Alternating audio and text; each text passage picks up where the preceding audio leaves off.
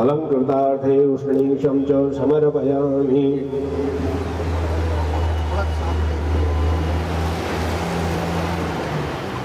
लगा दो रख दो आराम से।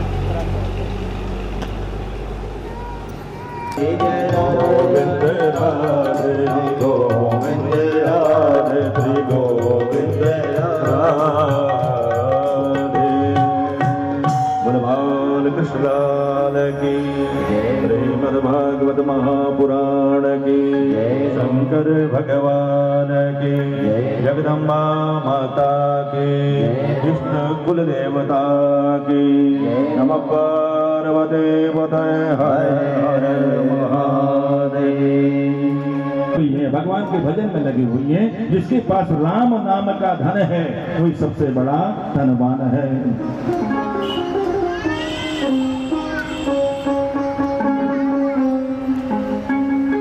तो इसलिए ऐसे परमात्मा को, ऐसे भगवान श्री कृष्ण को, ऐसे ठाकुर को श्री कृष्णाय वयम नमः, ऐसे गोविंद को हम प्रणाम करते हैं। तो आइए सज्जनों, हम और आप चले पवित्र भूमि में जिसका नाम है नैमिषारण्य क्षेत्र। उस नैमिषारण्य क्षेत्र में 88,000 ऋषि बैठे हुए हैं, उनका प्रतिनिधित्व कर रहे हैं सोनक। श्री हरिदास के प्यारे तुम्हें हो, हरिदास के प्यारे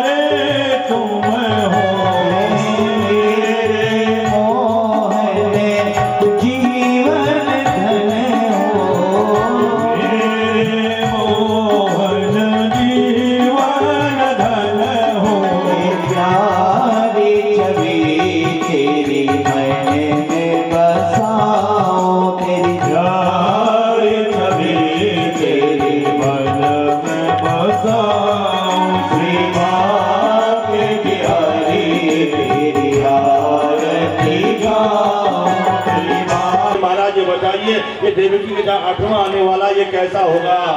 नारद जी और जाके डरा के आगे बोले काला काला होगा, मुरली वाला होगा, नटखट होगा, और न जाने क्या क्या कहकर आए। और उस दिन से कंस को कोई भी काली चीज दिखाई दे, वो आ गया काला, वो आ गया काला, वो आ गया काला, वो कृष्ण, वो कृष्ण। इतना भगवान का नाम जप लिया कि भगवान के नाम को जपता है क्या, बस हर वक्त काला काला कृष्ण। हर वक्त वो काला काला कृष्ण कृष्ण करता हुआ उसका समय बीतता चला गया। और धीरे धीरे आ रहा है भादव का महीना, कृष्ण पक्ष अष्टमी तिथि, बुधवार, रोहिणी नक्षत्र और रात के ठीक 12 बजे योग माया ने ब्रह्मा जी से कहा कि योग माया बोली पूरे ब्रजमंडल की कमान मेरे हाथ में दे दीजिए, मैं पूरे ब्रजमंडल में सोनसानी सन्नाटा सबको निद्रा के वशीभूत कर दूंगी, किसी को पता भी नहीं चलेगा कि भगवान का जन्म कब हुआ। कृष्ण पक्ष की अष्टमी तिथि को प्रभु ने सोचा माता यशोदा सौभाग्यशाली इसलिए है कि माँ यशोदा का मैं दुग्ध पान करूंगा, और माँ देवकी इसलिए पुण्यात्मा है क्योंकि माँ देवकी के गर्भ से मैं जन्म लूंगा। लेकिन माता रोहिणी को क्या मिला, उसने कितना त्याग किया है, इसलिए हम जन्म लेंगे तो नक्षत्र क्या होगा, रोहिणी। रोहिणी नक्षत्र में भगवान ने जन्म लेने का निश्चय कर लिया। अष्टमी तिथि की ठीक रात्रि 12 बजे माता देवकी का कारागार आज मंदिर बन गया। कारागार में प्रकाश हो रहा है, पूरे ब्रजमंडल में सन्नाटा छाया हुआ है, सब लोग गहरी नींद में हैं और मेरे गोपाल का प्राकट्य हो गया। बोले बाल कृष्ण लाल की जय हो। कमल नयन चतुर्भुज नारायण भगवान बालक का रूप लेकर के देवकी और वसुदेव के समक्ष प्रकट हो गए। लेकिन भगवान अपने हाथ में शंख चक्र गदा पद्म लेकर के देवकी के सामने प्रकट हुए। देवकी ने कहा प्रभु मैंने आपसे पुत्र बनकर के आने के लिए कहा, आप तो पिता बनकर के आए हैं, आप तो पिता बनकर के आए हैं, आप तो शंख चक्र गदा पद्म हाथ में लेकर के मेरे सामने खड़े हो गए, मैंने तो कहा था पुत्र बनोगे। भगवान ने कहा मैं इसलिए शंख चक्र गदा लेकर के आया हूं, न जाने मामा जी कब आ जाएं,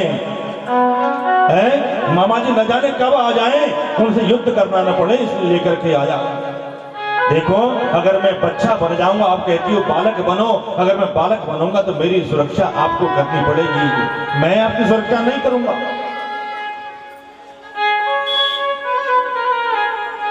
मैं आपकी सुरक्षा नहीं कर पाऊंगा, इसलिए मेरी सुरक्षा आपको करनी पड़ेगी।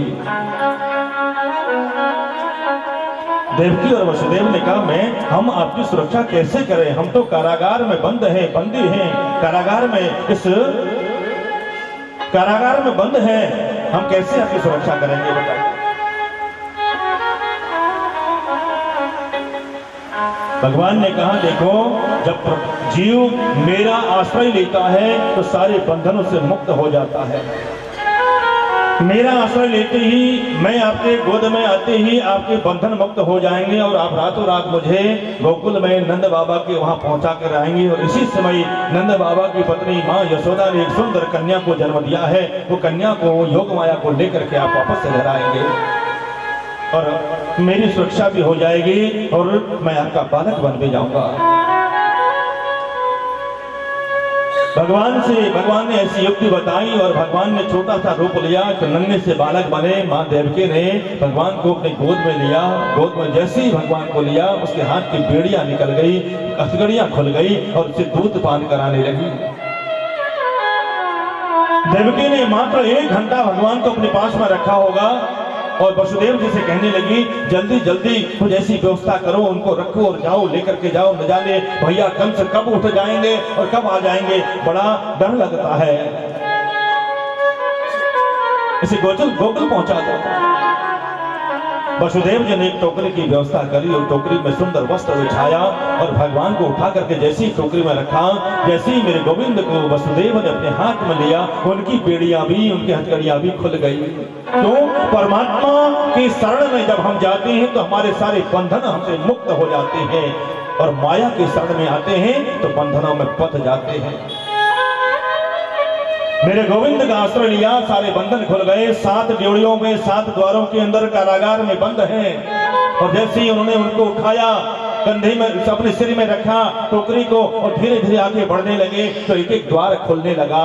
द्वार खुलता चला गया, खुलता चला गया। सारे पहरेदार सोए हुए हैं, रात का समय है और ऐसी भयानक बरसात हो रही है, बिजली चमक रही है। जमुना जी का जल जो है अपने स्तर से भी ऊपर बढ़ रहा, बह रहा है।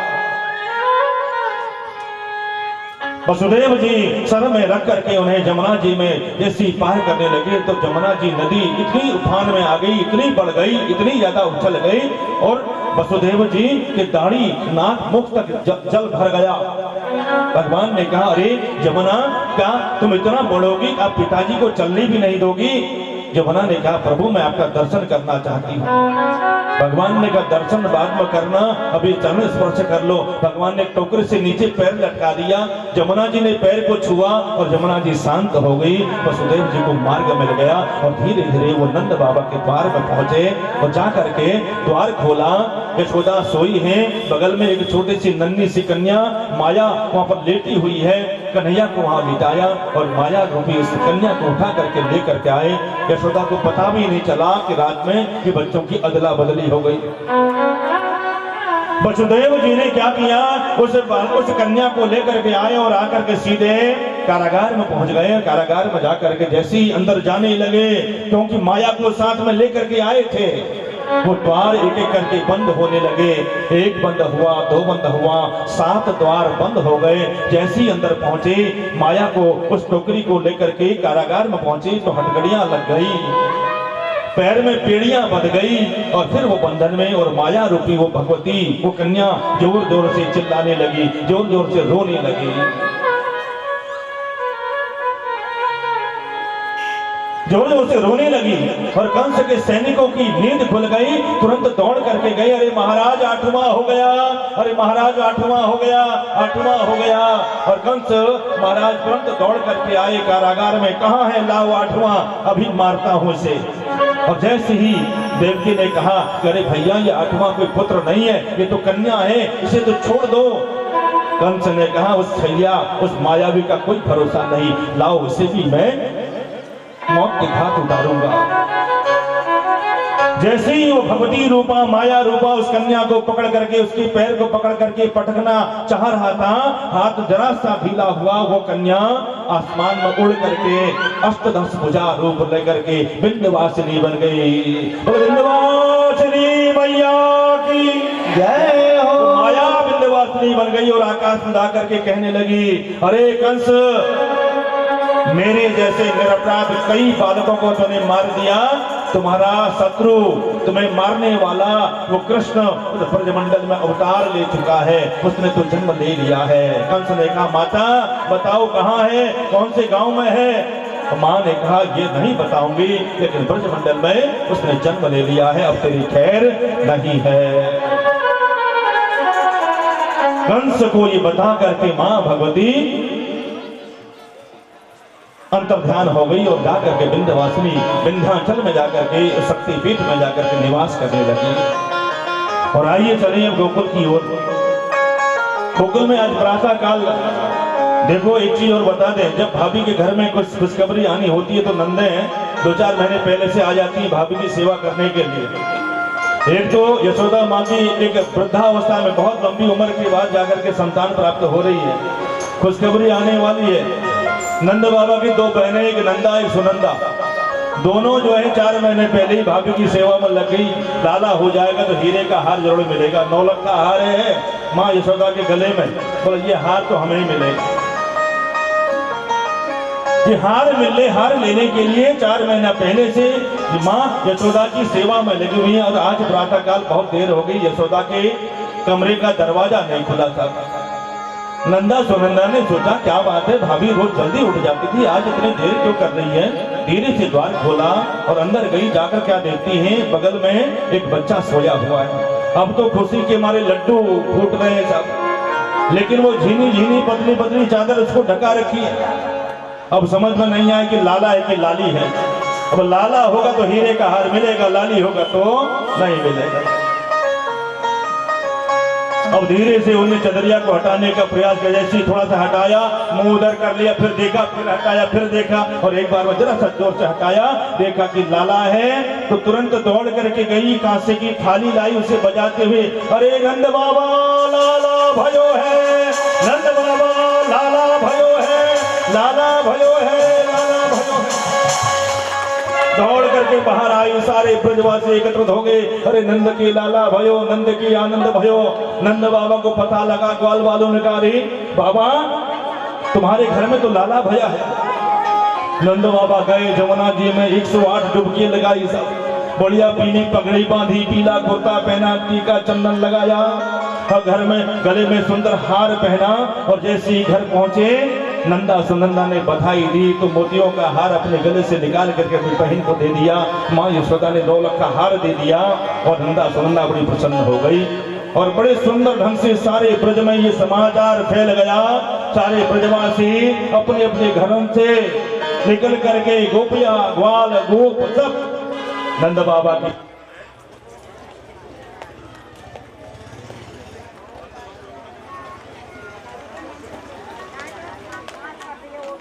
राजा भी थे, जिनकी संपत्ति को पांडवों ने अपनी संपत्ति में मिला करके अपने राजकोष में रख लिया था।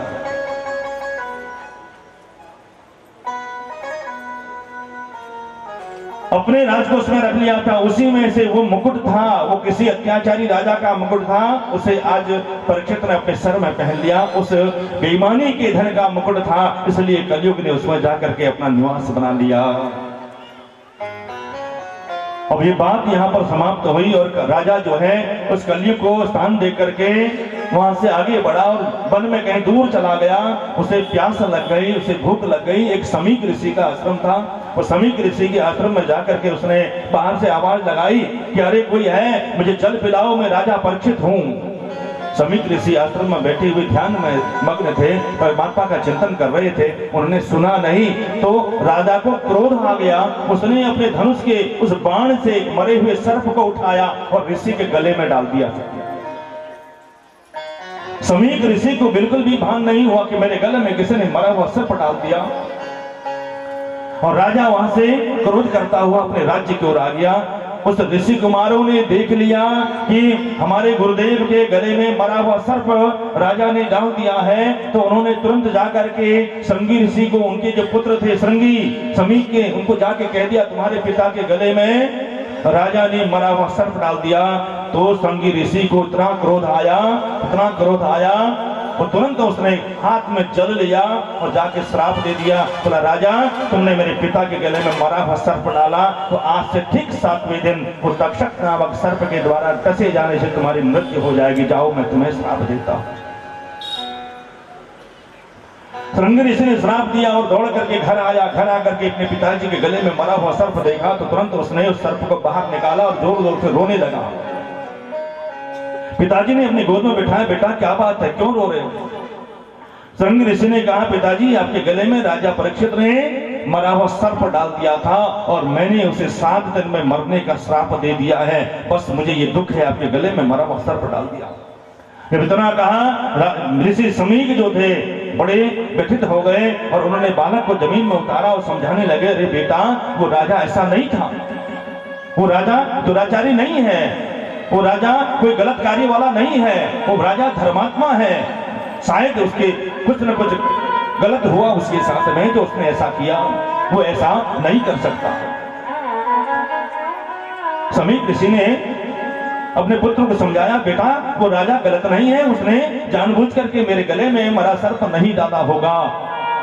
तुम तुरंत अपने शिष्य को, अपने मित्र को बुलाओ और उनको जाकर के संदेश दो राजा को कि आपको श्राप लग चुका है। एक गौरमुख नामक शिष्य को बुलाया, राजा परीक्षित के पास भेज दिया गया, राजा तुम्हें श्रृंगी ऋषि ने श्राप दे दिया, 7 दिन में आपको तक्षक नामक सर्प डस देगा, आपकी मृत्यु हो जाएगी, आप अपने बचने का उपाय कर लो। राजा घर गए, जब रात्रि में उसने अपने मुकुट को उतारा तो उनकी बुद्धि जो बिगड़ गई थी वो अपनी जगह पर आ गई। मुकुट उतारते ही कलयुग का जो वास था वो समाप्त हो गया, और राजा बड़ा पश्चाताप कर रहा था। तो उतने में वो दूत आकर के, वो शिष्य आकर के उसने बता दिया कि राजा आपको श्राप दे दिया। राजा बड़ा प्रसन्न हो गया था, वो डरा नहीं कि 7 दिन में मुझे मरना है, वो प्रसन्न हो गया। मैंने गलत किया तो मेरे साथ ऐसा ही होना चाहिए था। मैं इस श्राप को सिरोधार्य करता हूं, मैं ग्रहण करता हूं। राजा परीक्षित ने अपनी रानी से कहा कि अब मैं अपने पुत्र जन्मेजय को राजगद्दी पर अभिषिक्त करूंगा। प्रातः काल सब मंत्रियों को आदेश दे दिया गया। जन्मेजय को आनंद आनंद में राजगद्दी में बिठा दिया गया। राजा परीक्षित ने राजपाट छोड़ दिया और गंगा जी के किनारे चले गए। जैसे ही राजा गंगा जी के किनारे पहुंचे, जब कोई अच्छे व्यक्ति को अगर किसी प्रकार का दंड मिलता है तो समाज के लोग उससे मिलने जाते हैं, उसका दुख बांटने का प्रयास करते हैं। नहीं, कि राजा ऐसा नहीं था, इसके साथ ऐसा नहीं होना चाहिए था, ये अन्यायी नहीं है, ये धर्मात्मा राजा है, ये धर्मात्मा राजा है, इसके साथ ऐसा नहीं होना चाहिए था। तो आज जितने भी संत थे, जितने भी महात्मा थे, जितने भी ऋषि मुनि थे, सब लोग एक एक करके राजा के पास पहुंचने लगे। राजा के पास पहुंचने लगे। राजा के पास जाकर के राजा ने सबसे एक ही प्रश्न किया कि जल्दी मरने वाले को क्या करना चाहिए बताइए, लेकिन कोई भी निर्णय नहीं कर पाया साहब। उनके वहां कौन कौन आए? ब्रह्मा जी के पुत्र वशिष्ठ जी बैठे हैं, वशिष्ठ जी के पुत्र शक्ति बैठे हैं, शक्ति के पुत्र पराशर बैठे हैं, पराशर के पुत्र वेदव्यास बैठे हुए हैं, मार्कंडेय मुनि बैठे हुए हैं। ऐसे ऐसे दिव्य जीवी, ऐसे ऐसे दिव्य संत वहां बैठे हुए हैं, लेकिन राजा परीक्षित को क्या करना चाहिए कोई भी निर्णय नहीं कर पा रहा है। आज आचार्य सुखदेव जी हिमालय में बैठे हुए ध्यान कर रहे हैं, परमात्मा का चिंतन कर रहे हैं। ऐसी अचानक उनकी आंखें खुल गई और मन में विचार आया कि राजा परीक्षित के पास जाना चाहिए, और उठे और उठ करके सीधे परीक्षित के पास पहुंच गए साहब। जैसे ही परीक्षित के पास पहुंचे, उस सभा में उनके पिताजी बैठे हैं, व्यास जी, उनके दादा बैठे हैं, उनके परदादा बैठे हैं, उनके परदादा के भी पिताजी बैठे हुए हैं, और आचार्य सुखदेव आए। जैसे ही सुखदेव जी उस सभा में पहुंचे तो समस्त मुनियों ने, ऋषियों ने कह दिया, राजा परीक्षित अब आपका काम हो गया, आपको मुक्ति मिल गई समझो। बोला क्यों?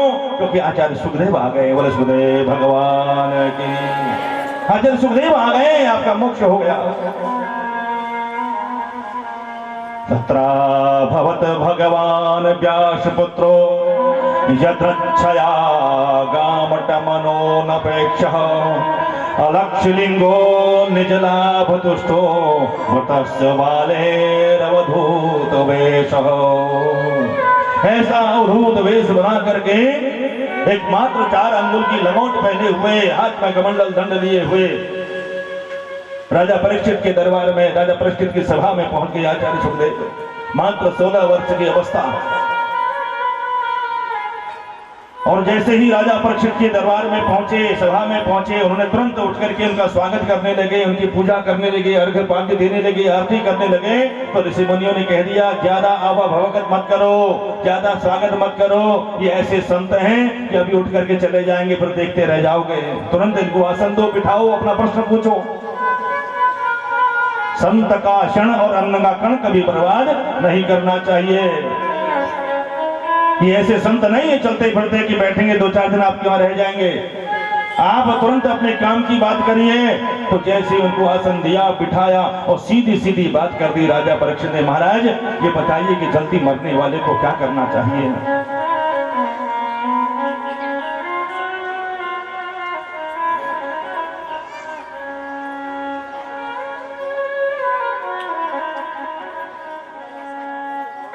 तो सीधे सीधे प्रश्न कर दिया, महाराज मुझे ये बताइए, सबसे पहले तो मेरा बहुत बड़ा भाग्य है, मैं किन शब्दों में अपने भाग्य की सराहना करूं? मेरे पास शब्द नहीं है। आज अतिथि के रूप में स्वयं भगवान सुखदेव जी मेरे घर में पधारे हैं।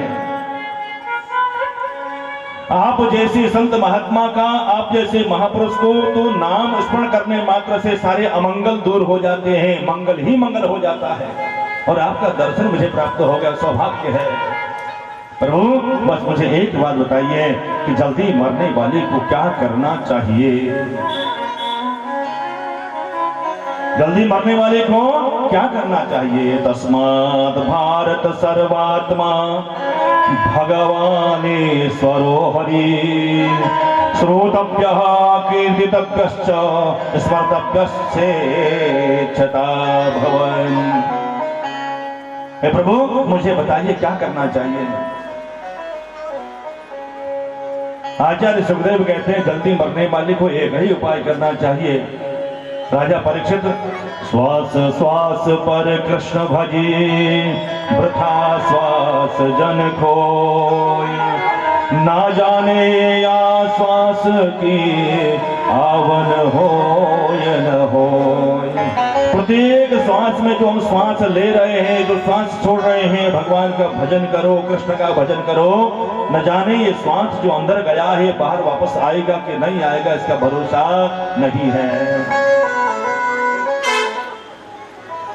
तो ये श्वास लौटेगा कि नहीं लौटेगा, इसका कोई भरोसा नहीं है। उठते बैठते रोते हंसते नाचते गाते खाते पीते हर स्थिति में गोविंद को याद करो। कर से कर्म करहूं विधि नाना, कर्म करहूं विधि नाना। कर से कर्म करहूं विधि नाना, कर से कर्म करहूं विधि नाना, कर से कर्म करहूं विधि नाना। मन राखहु जहाँ कृपा निधाना, मन राखहु जहाँ कृपा निधाना। कैसे करहूं विधि नाना, कैसे करहूं विधि नाना। जो गाना तुम युद्ध पे अड़ोगे, घर मुझको नहीं जाने दोगे, घर मुझको नहीं जाने दोगे। जो गाना तुम जिद पे अड़ोगे, जो गाना तुम जिद पे अड़ोगे, जो गाना तुम जिद पे अड़ोगे, जो गाना तुम जिद पे अड़ोगे। घर मुझको नहीं जाने दोगे, घर मुझको नहीं जाने दोगे। मैया से कह दूंगी तूने नदिया मुझे मरिया है मोरे तो गाना मुझे खेलो ना होली गाना, खेलो ना होली, खेलो न होली गाना, खेलो न होली, खेलो ना होली गाना, खेलो ना होली। वाली हो मरिया है मोरे नदिया मुझे खेलो। स्वर्गारी भगवान की वाली हो मरिया है मोरे गाना मुझे खेलो न होली। वाली हो मैया है मोरी कन्हैया मुझे खेलो। लाई तेरे लिए गाना मखन लाए, तेरे लिए गाना माखन लाई, तेरे लिए गाना मखन लाए, तेरे लिए गाना माखन लाई, तेरे लिए गाना मखन लाए, तेरे लिए गाना मखन लाए, तेरे लिए गाना मखन लाए। नजरे है तेरी लुटेरी वो गाना मुझे खेलो न हो रे। नजरे है तेरी लुटेरी वो गाना मुझे खेलो न हो रे। वाली हो मरिया है मोरी नदिया मुझे खेलो न हो रे। वाली हो मरिया है मोरी गाना मुझे खेलो न हो रे। गाना मुझे खेलो न हो रे। गाना मुझे खेलो न हो रे। और सभी लोग जो लोग सारे में आज घूम होली है, सारे में आज घूम होली में बरसाने में आज धूम मची होली है, धूम मची होली में, धूम मची होली में, धूम मची होली, धूम मची होली में, बरसाने में आज धूम मची होली में, बरसाने में आज धूम मची होली में, बरसाने में आज धूम मची होली में, बरसाने में आज धूम मची होली में।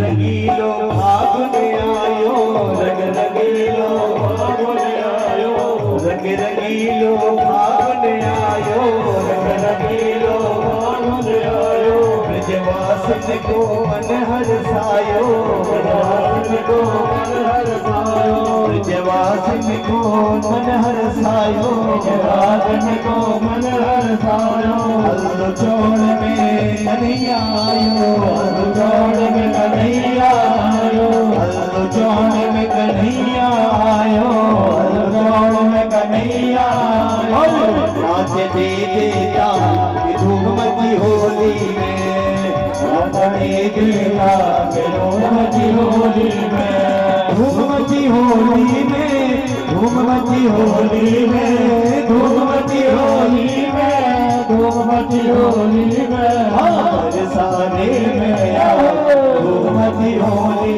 में, बरसाने में आज धूम मची होली में। द्वारिकाधीश भगवान है, इतना कहा तो मेरे सुदामा की आंखों में आंसू आ गए।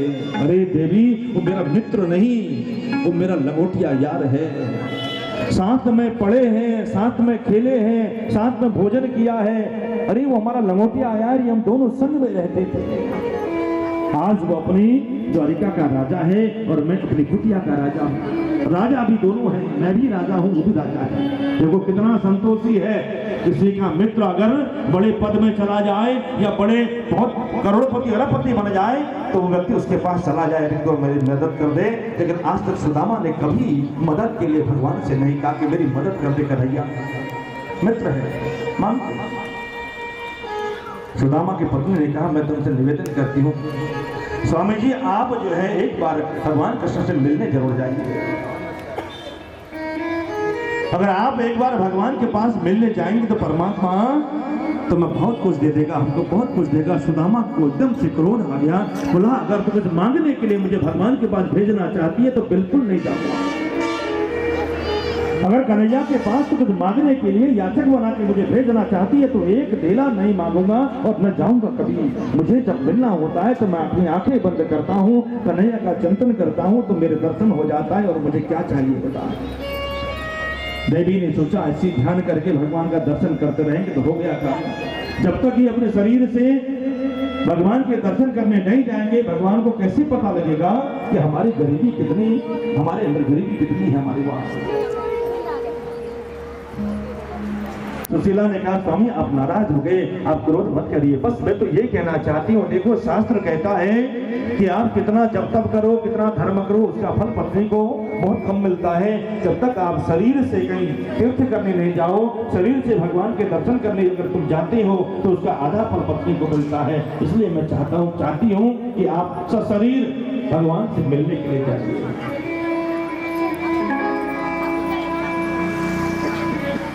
सुदामा ने कहा, मैं चले तो जाऊं। देखो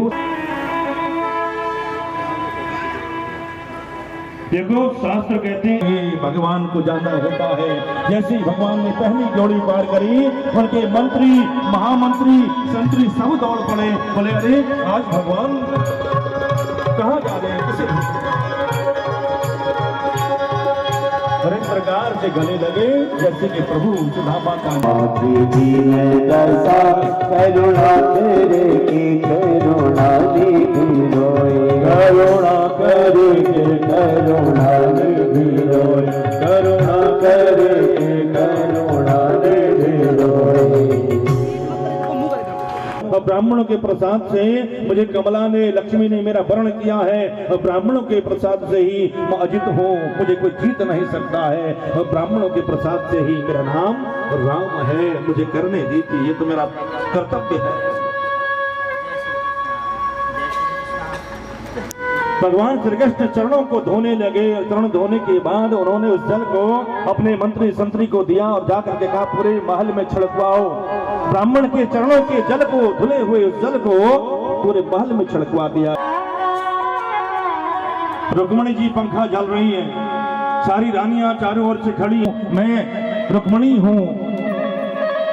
भगवान ने कहा सौभाग्यवती भव, मैं जामवंती हूँ, सौभाग्यवती भव, मैं सत्यभामा हूँ, सौभाग्यवती भव। ऐसा करते करते सुदामा जी ने लगभग 200-300 पत्नियों को उनके आशीर्वाद।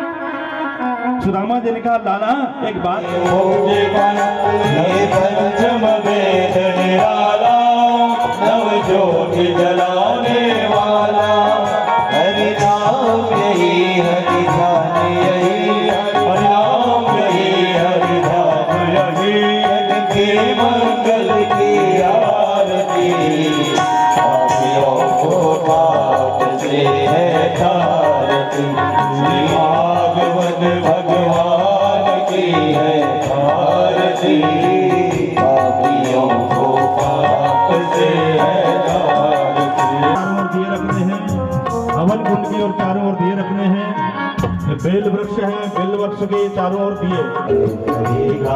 कर जोड़ के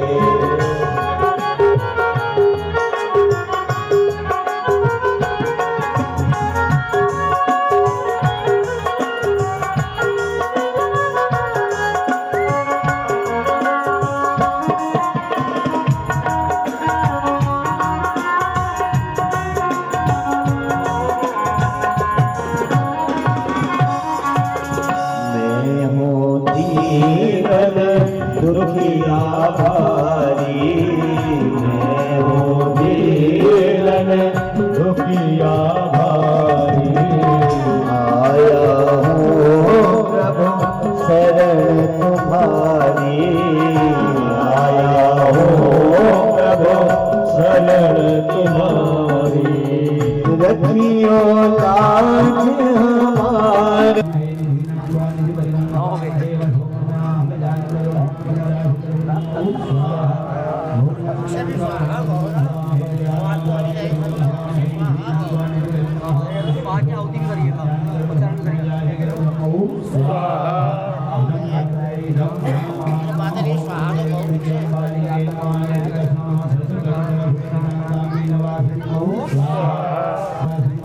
Wow.